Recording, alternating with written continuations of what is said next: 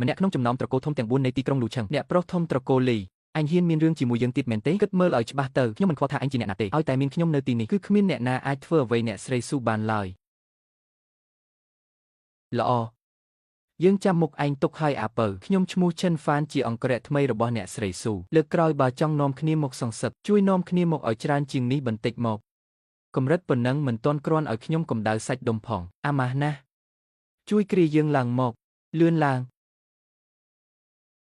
កុំប៉ះឆ្អឹងជំនីយើងថ្នមបន្តិចអ្នកស្រីស៊ូមិនអីទេគ្មានរឿងអ្វីទៀតទេឈិនហ្វានខ្ញុំក្តៅខ្លាំងណាស់ជួយខ្ញុំផងស៊ូទ្រាំបន្តិចទៅស្លាប់ហើយ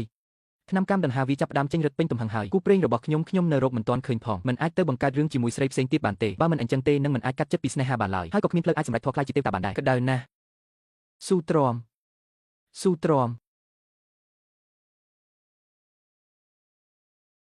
ជួយខ្ញុំផង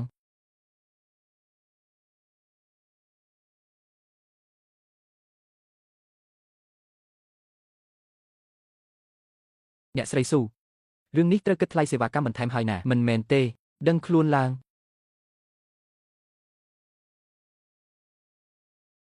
បងប្រុស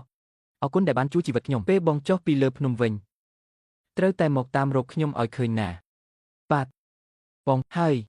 លីពីវនិងមនុស្សរបស់គេថ្ងៃណា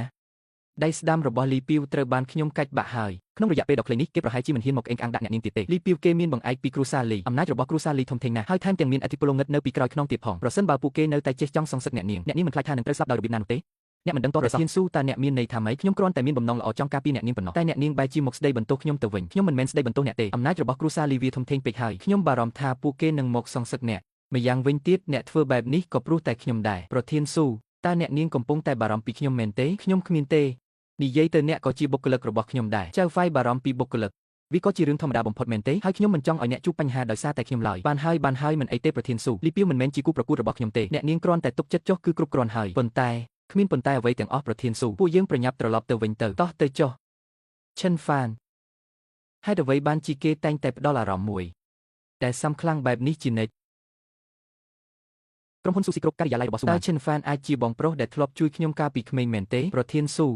ខ្ញុំហៅថាកាលពីម្សិលមិញលីពីវបានមកបង្កការរំខានដល់អ្នកនាងទៀតហើយមែនទេត្រូវបានឈិនហ្វានដោះស្រាយរួចរាល់ហើយតើរឿងនេះពិតឬក៏ហកជារឿងពិតអបព្រះអើយមើលទៅឈិនហ្វានម្នាក់នេះពិតជាអ្នកមានស្នាដៃម្នាក់មែនមនុស្សនៅក្បែរលីពីវសុទ្ធតែជាអ្នកគុណកម្រិតទី1គេថែមទាំងអាចទប់ទល់បានយ៉ាងងាយស្រួលទៀត